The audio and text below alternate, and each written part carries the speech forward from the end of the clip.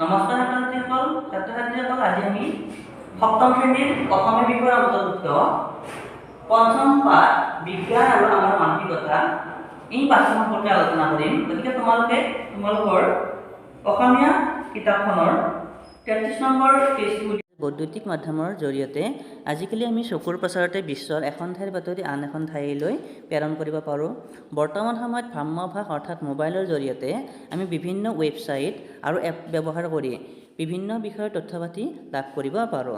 তদুপৰি এই তথ্যসমূহ চৌদিশে বিস্তাৰিত হোৱাত আমাৰ সকলোৰে সুবিধা হৈছে। বৈদ্যুতিক মাধ্যমৰ জৰিয়তে আমি শ্ৰেণীকোঠাত শিকিবলগীয়া বিভিন্ন বিষয়বস্তুৰ বাস্তৱ ৰূপত বৰ্ণনা কৰিব পাৰোঁ। বৰ্তমান সময়ত অনলাইনত ব্যৱহাৰ কৰি আমি টকা পইচাও এঠাইৰ পৰা আন ঠাইলৈ প্ৰেৰণ কৰিব পাৰোঁ।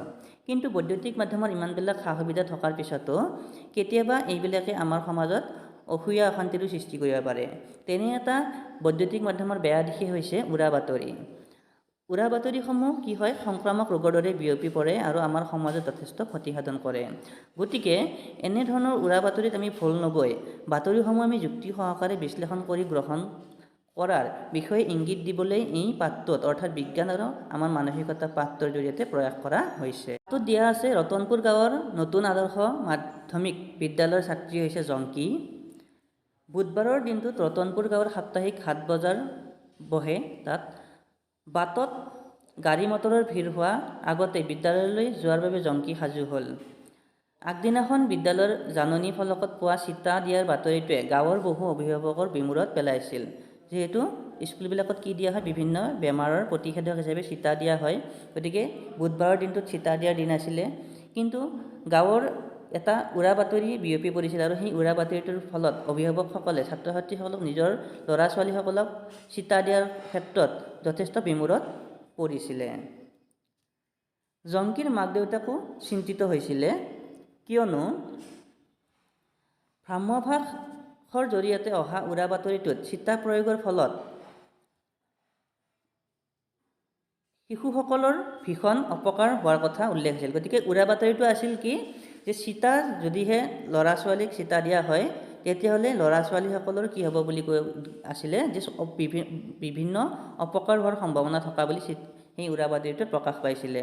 সেইকাৰণে ইয়াকে লৈ মাক দেউতাকসকল যথেষ্ট শংকিত হৈ জংকী বিদ্যালয়লৈ গৈ খেলপথাৰ শ্ৰেণীকোঠা আদি ক'তো নিজৰ লগৰীয়াবোৰক নেদেখি বিদ্যালয়ৰ ওচৰতে থকা সহপাঠী শংকৰৰ ঘৰলৈ গ'লগৈ। তাই নিজৰ সহপাঠীৰ ওচৰলৈ গ'ল, যিহেতু কাকো দেখা নাই স্কুলত। শংকৰে কি কৰি আছিলে, ঘৰৰ চোতালত খেলি আছিলে। তাই দেখা পাই জংকীয়ে কি কৰিলে, আচৰিত হ'ল।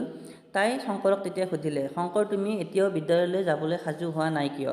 শংকৰে খেলি থকা পৰাই উত্তৰ দিলে যে মায়ে আজি মোক বিদ্যালয়লৈ যাবলৈ মানা কৰিছে, কাৰণ তুমিও সোনকালে কি ঘৰলৈ উভতি যোৱা, নহ'লে তোমাক চিটা দিবলৈ মানুহে আহি ধৰি লৈ চিটা দিব।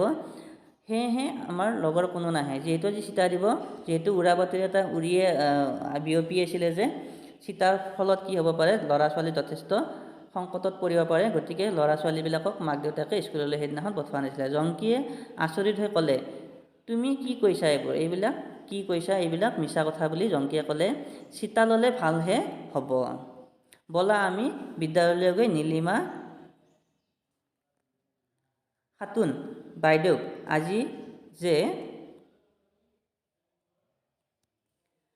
কোনো ছাত্ৰ ছাত্ৰী অহা নাই সেই বিষয়ে জনাওঁগৈ। তেতিয়া তাই শংকৰক লগ ধৰিলে আৰু স্কুলৰে বাইদেউ নীলিমা খাতুন বাইদেউক লগ ধৰিম বুলি ক'লে।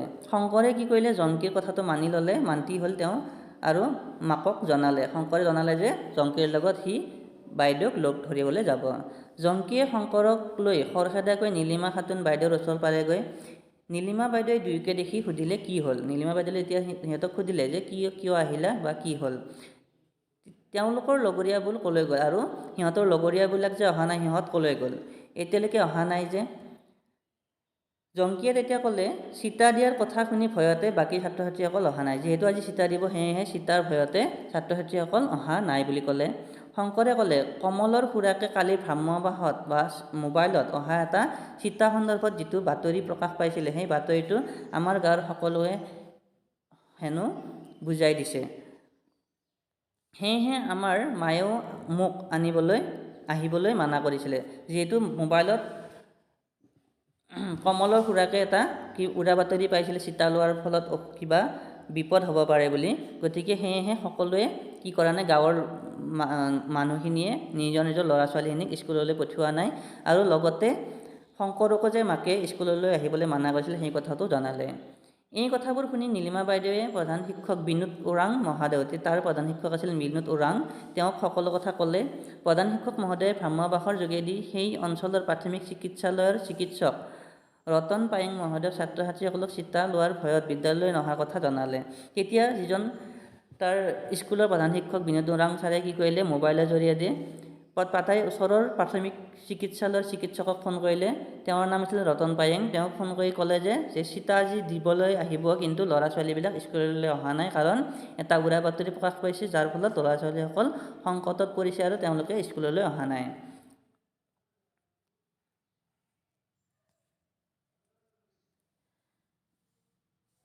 প্ৰধান শিক্ষক আৰু চিকিৎসকগৰাকীয়ে আলোচনা কৰি সেইদিনাখনে, যিহেতু ল'ৰা ছোৱালীবিলাক স্কুললৈ অহা নাই আৰু মাক দেউতাকে পঠাবলৈ ভয় কৰিছে, গতিকে সিহঁতে কি কৰিলে, প্ৰধান শিক্ষক আৰু এই চিকিৎসকজনে আলোচনা এটা কৰিলে আৰু আবেলি পৰত বিদ্যালয় চৌহদত এখন জৰুৰী সভা পতাৰ সিদ্ধান্ত ল'লে।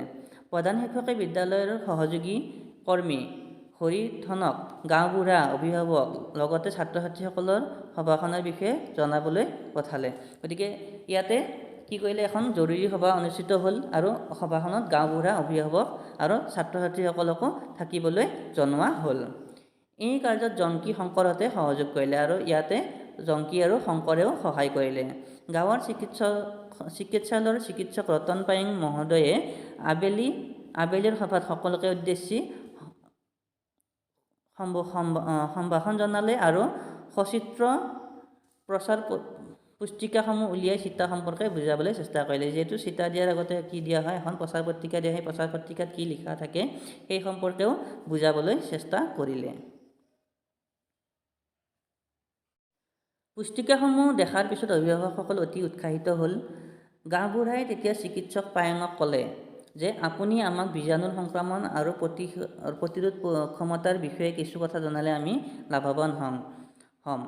পায়েং ডাঙৰীয়াই মিচিকিয়াই হাঁহি ক'লে, নিশ্চয় পুস্তিকাসমূহৰ কথাখিনি আলোচনা কৰাৰ লগতে বীজাণু সংক্ৰমণ আৰু ৰোগৰ প্ৰতিৰোধ ক্ষমতাৰ বিষয়ে তেওঁ ক'ব বুলি জনালে। পায়েং ডাঙৰীয়াই ক'বলৈ আৰম্ভ কৰিলে,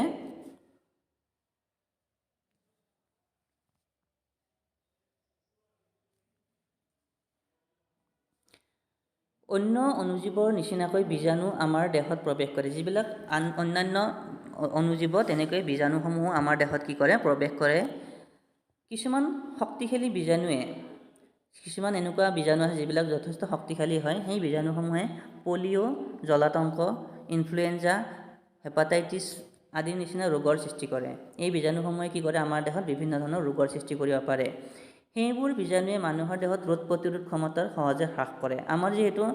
আমাৰ কিবা এটা বেমাৰ হ'লে আমাৰ নিজৰ দেহত কি থাকে, ৰোগ প্ৰতিৰোধৰ ক্ষমতা থাকে, কিন্তু এই বীজাণুসমূহ যেতিয়া আমাৰ দেহত সোমাই যায় তেতিয়া আমাৰ এই প্ৰতিৰোধ ক্ষমতাও হ্ৰাস হৈ যায়। গতিকে চিতা যদি আমি প্ৰয়োগ কৰোঁ, তেতিয়া এই ভয়ানক বীজাণুসমূহ সংক্ৰমণৰ পৰা আমি নিজকে ৰক্ষা কৰিব পাৰোঁ।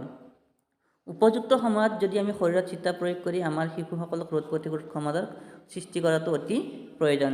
সেয়েহে আমি উপযুক্ত সময়ত কি কৰিব লাগে, আমি চিতাসমূহ ল'ব লাগে বুলি তেওঁ ডক্তৰজনে জনালে। চিকিৎসকগৰাকীয়ে এইদৰে ৰোগ প্ৰতিৰোধ ক্ষমতাৰ কথা ভালদৰে আলোচনা কৰিলে আৰু ইয়াৰ ফলত তেওঁলোকৰ মনৰ পৰা ভুলসমূহ আঁতৰি গ'ল। গতিকে যিটো উৰা বাতৰি আছিল, সেই উৰা বাতৰিৰ সেই ভুলসমূহ মানুহৰ মনৰ পৰা আঁতৰি গ'ল। এই সমস্যাটো সমাধান কৰাৰ ক্ষেত্ৰত জংকীৰ সজাগতাক সকলোৱে ধন্যবাদ জনালে। যিহেতু এই কথাটো প্ৰথমতে জংকীয়েই আঙুলিয়াই দিছিলে, গতিকে জংকীকো ধন্যবাদ জনোৱা হ'ল।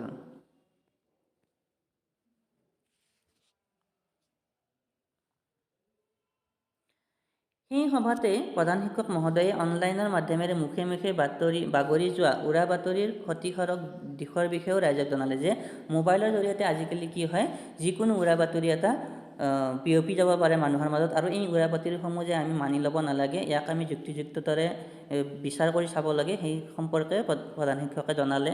লগতে এনে বাতৰিৰ পৰা সকলোকে সাৱধান হৈ থাকিবলৈও ক'লে। প্ৰধান শিক্ষক মহোদয়ে চিকিৎসক পায়েঙক শলাগ লোৱাৰ লগতে ৰাইজৰ সভাত উপস্থিত থাকি সহযোগ কৰাৰ বাবে সকলোকে ধন্যবাদ জনালে। লগতে এনেই উৰাবাতৰিৰ পৰা ৰাইজক বিৰত থাকিবলৈ পৰামৰ্শ দিলে আৰু সন্দেহজনক কোনো বাতৰিৰ সত্য জানি লোৱাৰ প্ৰয়োজন বুলি দোহাৰে, যে আমি বাতৰি এটা সদায় কি কৰিব লাগে, আমি তাৰ সত্যটো জানি লৈহে তাক মানিব লাগে। গতিকে উৰাবাতৰিসমূহ সমাজৰ বাবে এক খুচুৰা ৰোগৰ নিচিনা। তেখেতে ছাত্ৰ ছাত্ৰীসকলক এনেই উৰাবাতৰিক বিশ্বাস নকৰি চিতা ল'বলৈ পৰামৰ্শ দিলে। প্ৰধান শিক্ষক মহোদয়ৰ পৰামৰ্শ অনুসৰি পাছদিনাখন পুৱা সকলো ছাত্ৰ ছাত্ৰীয়ে ৰংমনে চিতা লোৱাৰ বাবে উপস্থিত হ'ল। গতিকে পাঠটোত এইটোকে বুজাইছিলে যে যদিও বৈদ্যুতিক মাধ্যমৰ যথেষ্ট সুবিধা আছে, কিন্তু ইয়াৰ কিছুমান অসুবিধাৰো আমাৰ সৃষ্টি কৰিব পাৰে। বিশেষকৈ ইয়াতে প্ৰকাশ হোৱা কিছুমান উৰা বাতৰি আমাৰ মনত যথেষ্ট শংকাৰ সৃষ্টি কৰে। গতিকে আমি এই বাতৰিসমূহ আমি যুক্তিযুক্ততাৰে বিচাৰ কৰি চাব লাগে আৰু সেই বিচাৰ কৰি চাইহে তাক আমি মানিব লাগে। গতিকে এইটো বিষয়ত আজি এইখিনি আলোচনা কৰিলোঁ। ইয়াৰ পিছত ইয়াৰে প্ৰশ্নোত্তৰসমূহ আলোচনা কৰিম। আজিৰ পাঠটো এইখিনিতে সামৰিছোঁ। ধন্যবাদ।